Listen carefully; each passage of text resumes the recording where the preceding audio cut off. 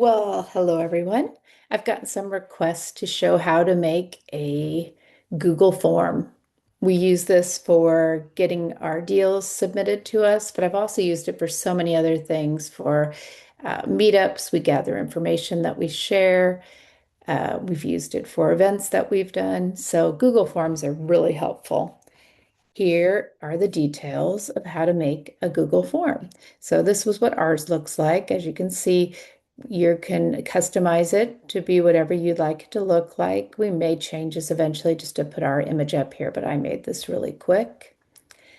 We're going to go to, oh, I meant to get a new Google form.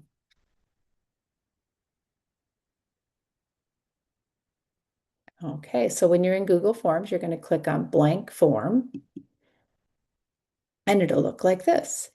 And to start, the first thing you're going to want to do is come up with a title for it. Ours is very simple, funding intake form.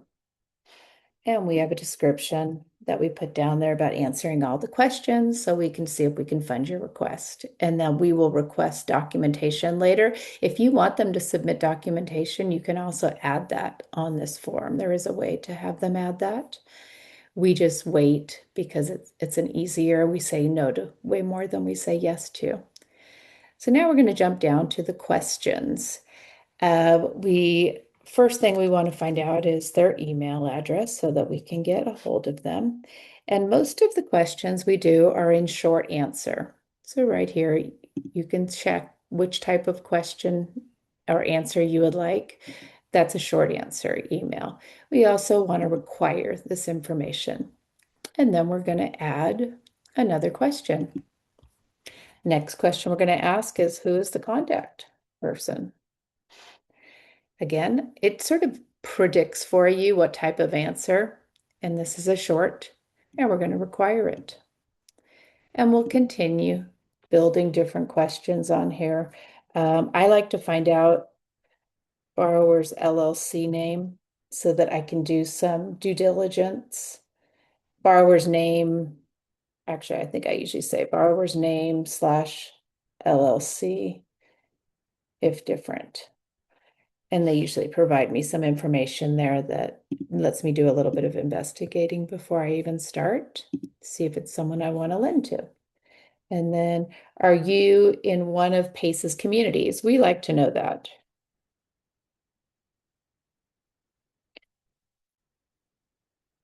And then it says yes, no, if yes, which one?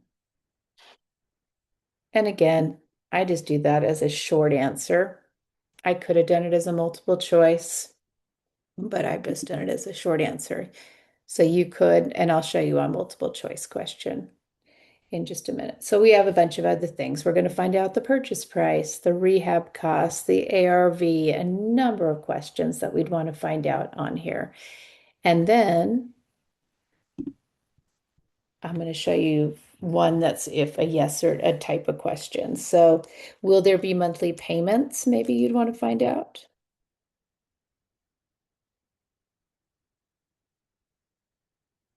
Of interest or a balloon payment at the end of the term.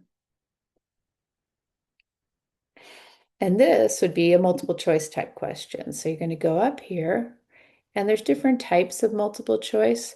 There's some that are a checkbox or a drop down. I'm just going to make this one that it's going to give me option one. So first one I'm going to say is monthly payments. Then I'm going to add another option. Oops.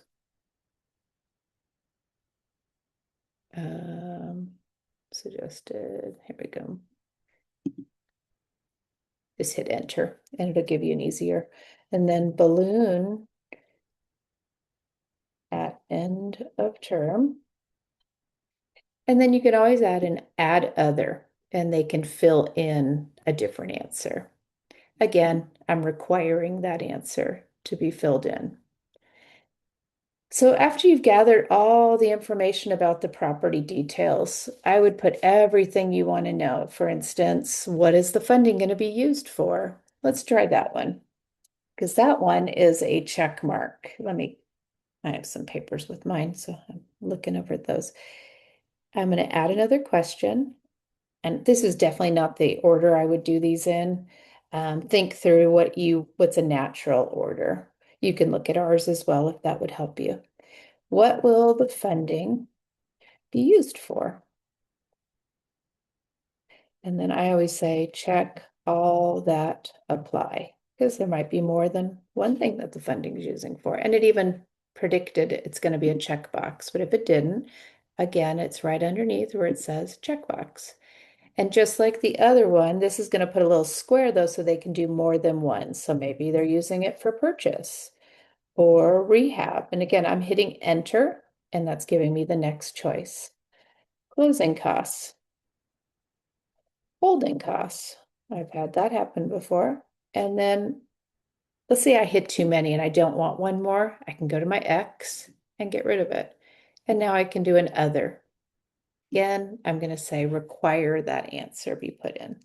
There's so many different questions you may want to do. So people have different philosophies on this. And if you ask too many questions, you're going to make it so they're not going to want to do the deal, which makes sense at times as well. But we like to get all that information up front. So if they can't fill this in, then they truly don't need the money that bad, we figure. Okay, I'm going to do one more question, and this is going to be a different type. It's going to allow me to, I've now gathered all the information I needed except for the main thing I need to know. Is this a first or second position lien?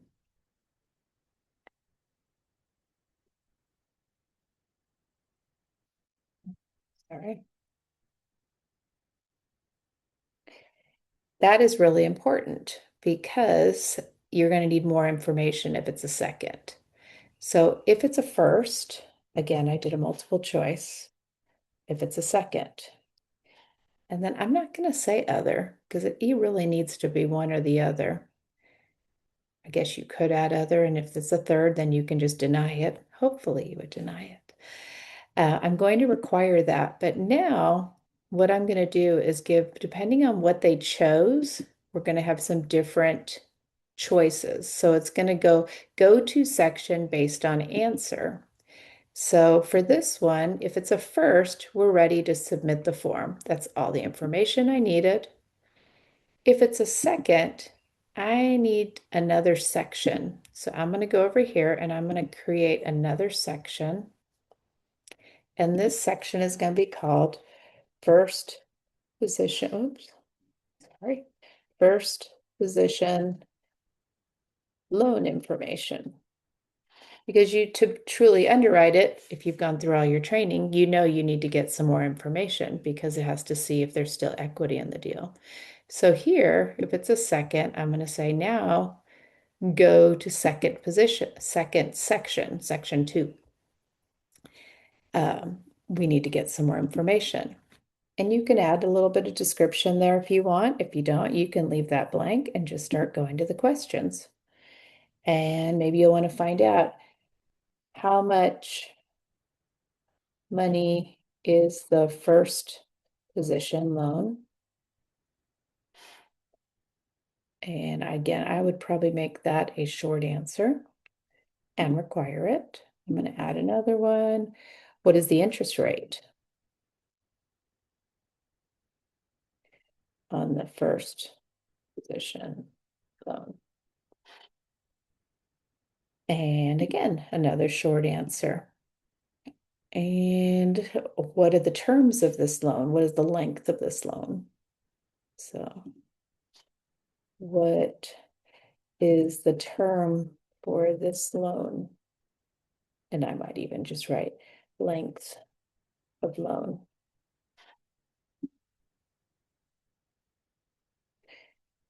You could ask them, what are the monthly payments? Oh, my fingers.